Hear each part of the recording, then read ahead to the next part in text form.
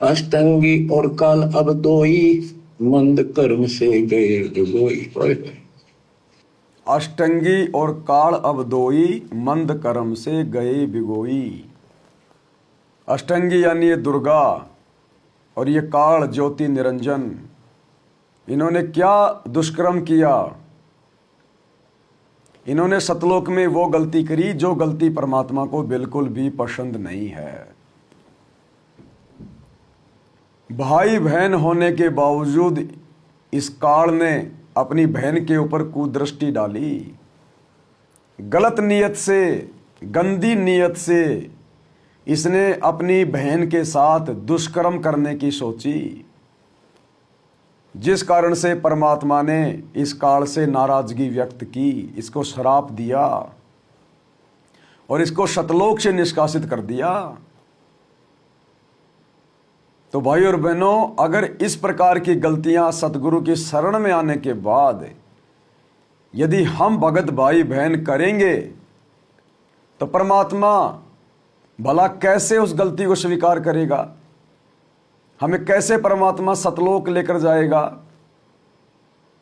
और ये गलतियां वर्तमान में काल सतगुरु की संगत में खुलेआम करवा रहा है, दिन दहाड़े करवा रहा है, पुस्तक सेवा के बहाने करवा रहा है। अच्छे से भगत भाई बहन सतगुरु के ज्ञान को नहीं समझ पा रहे, जिस कारण से वो गलतियां कर रहे हैं। युवा लड़के युवा लड़कियां जो इन आश्रमों में आते हैं जाते हैं, अपने खुद के रिश्ते खुद ही तय कर रहे हैं।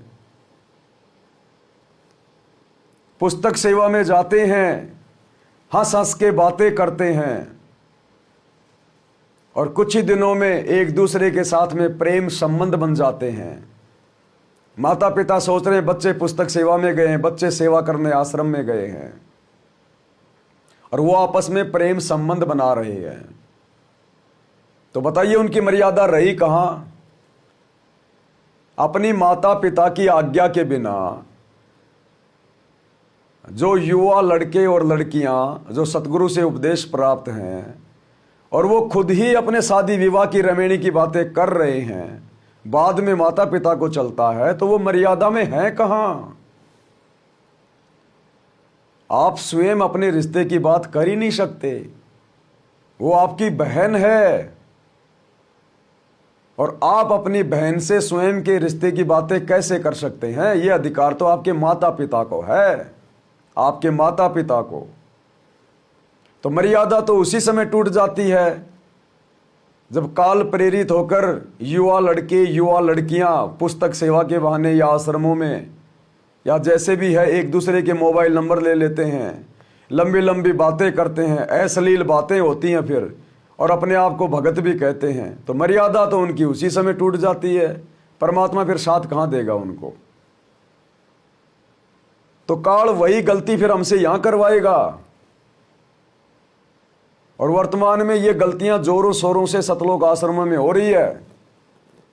हिसार जेल में बैठे हुए गुरुदेव भगवान ने अपने सत्संग में विशेष तौर पर इन बातों का खुलासा भी किया है कि इन आश्रमों में वर्तमान में कितनी बड़ी बड़ी गलतियां हो रही हैं और गलतियां करने वाले भी बड़े बड़े भगत हैं। कोऑर्डिनेटर जो संगत का नेतृत्व करते हैं, वो कोऑर्डिनेटर खुद माता बहनों के साथ में गलत हरकतें कर रहे हैं, अश्लील हरकतें कर रहे हैं, गंदे गंदे कर्म कर रहे हैं। खुद सतगुरु रामपाल जी ने हिसार जेल से अपनी ऑडियो भेजी है और बुरी तरह से लताड़ा है सतलोक आश्रम वालों को, इन कोऑर्डिनेटरों को। और गुरुदेव ने यहां तक कह दिया कि अच्छे इंसान तो जगत में भी ऐसा नहीं करते जैसा तुम भगत कर रहे हो। अर्थात गुरुदेव का यह कहना कोई सामान्य शब्द नहीं है। 30 साल से जिस संगत को ज्ञान दिया, तत्व ज्ञान दिया, जिस संगत के लिए इतना संघर्ष किया, इतनी परेशानियां उठा रहे हैं, और वो संगत आज क्या कुकर्म कर रही है?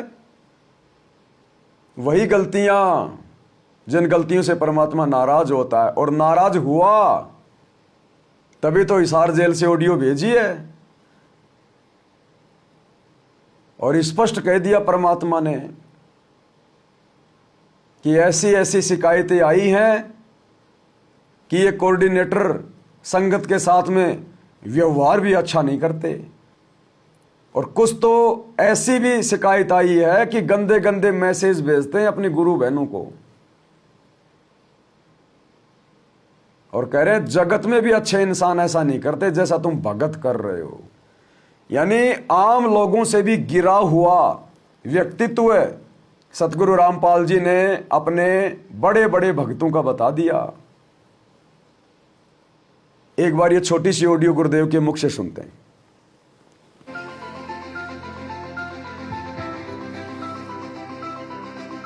विचार करना होगा कि हम कौन है, कहां से आए। आपस में खेचातानी रखते हो अभी भी भगत हो गए। अच्छे इंसान तो जगत वाले भी ना करते ऐसा जैसे भगत कर रही है। अच्छे इंसान तो जगत वाले भी ना करते ऐसा जैसे भगत कर रही है। अच्छे इंसान तो जगत वाले भी ना करते ऐसा जैसे भगत कर रही है। किसी को छोटी सी सेवा दे देते, कोऑर्डिनेटर बढ़ा दिया, वो ने सोचा मैं खुदा बढ़ गया। और इतना शिक्षा तो बने, मजदूर बनो सीखो, मजदूर। और कई देखा है कि कोऑर्डिनेटर या जिसकी जो भी व्यवस्था लगाई जाए तो व्यवहार भी ठीक नहीं करते, धमकान लग जाते, फुरकान लग जाते।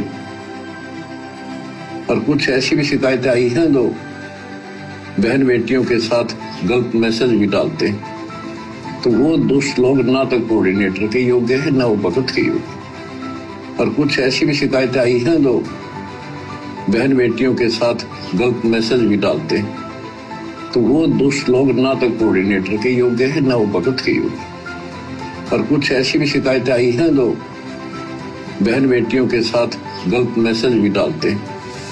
तो वो दुष्ट लोग ना तो कोऑर्डिनेटर के योग्य है ना वो भगत के योग्य।